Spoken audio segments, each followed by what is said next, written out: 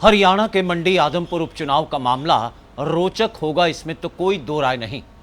लेकिन जनता भी हैरत में है, वो भी ये सोच सोच कर कि वह किस उम्मीदवार को चुने और किसे नकारे। दरअसल जनता इसलिए सोच में पड़ी हुई है कि चाहे आपके उम्मीदवार की बात हो या फिर भाजपा के या कांग्रेस के उम्मीदवार की बात करें, चक्कर ये है कि ये तीनों ही उम्मीदवार जो इस समय आदमपुर उपचुनाव के चुनावी रण के चलते मैदान में हैं, वह कांग्रेस से चुनाव लड़ चुके हैं। और अब पाला बदलने के चलते कोई भाजपाई हो गया तो कोई आम आदमी पार्टी की टोपी पहनकर अपने आप को आदमपुर की जीत का असली हकदार बता रहा है। बात भाजपा के प्रत्याशी भव्य बिश्नोई की करें तो वह पहले कांग्रेस के ही टिकट पर हिसार से लोकसभा चुनाव लड़ चुके हैं, लेकिन हार ही नसीब हुई।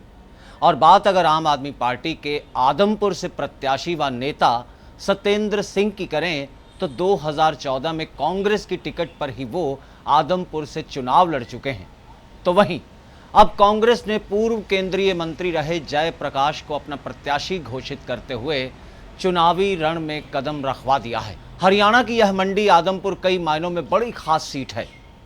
तीन दलों के लिए यह उपचुनाव बेहद अहम है, क्योंकि जहां भाजपा उम्मीदवार भव्य बिश्नोई के लिए यहां जंग विरासत बरकरार रखने की होगी, वहीं कांग्रेस की जंग सीट पर नियंत्रण बनाए रखने के लिए होगी। इधर पंजाब के बाद हरियाणा में अपनी सियासी जमीन तलाश रही आप के लिए भी यह जीत अच्छी शुरुआत साबित हो सकती है। कांग्रेस ने पूर्व केंद्रीय मंत्री जयप्रकाश को उम्मीदवार बनाया है। वो जेपी जिनका राजनीतिक सफर और कद दोनों बड़े हैं। जेपी हिसार से 3 बार के सांसद रह चुके हैं, साथ ही वे बरवाड़ा विधानसभा सीट से विधायक हैं और कैथल की कलायत सीट से भी विधायक का चुनाव जीत चुके हैं।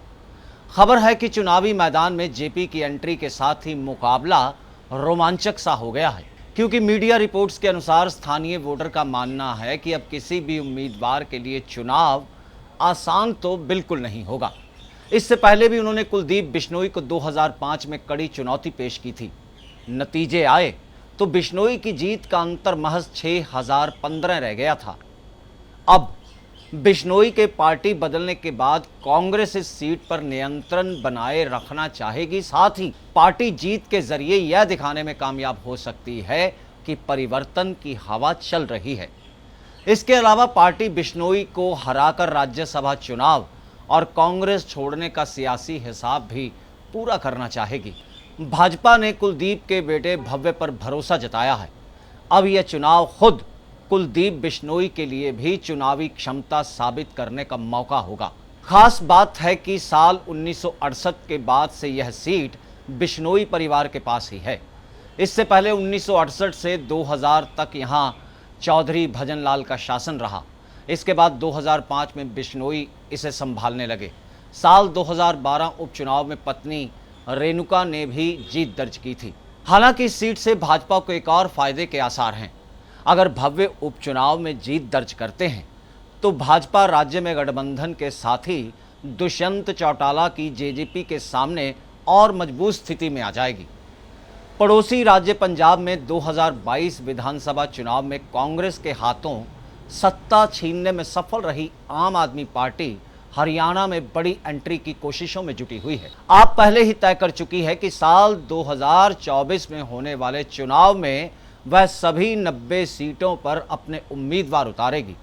इस बार उपचुनाव में पार्टी ने सत्येंद्र सिंह पर भरोसा जताया है। खास बात है कि हरियाणा आपके राष्ट्रीय संयोजक और दिल्ली के मुख्यमंत्री अरविंद केजरीवाल का गृह राज्य है। इस लिहाज से भी पार्टी यहां तैयारियों में कोई कोर कसर नहीं छोड़ना चाहेगी। खबर है कि पार्टी ने 2000 से ज़्यादा वॉलंटियर्स मैदान में उतारने का फैसला किया है। इसके अलावा दिल्ली और पंजाब के करीब 25 विधायक भी यहां प्रचार के लिए पहुंच सकते हैं। तो साफ तौर पर दिखाई पड़ रहा है कि मंडी आदमपुर का उपचुनाव बेहद रोचक जहां होगा, तो वहीं हर पार्टी के लिए एक कड़ा मुकाबला और कड़ी चुनौती भी।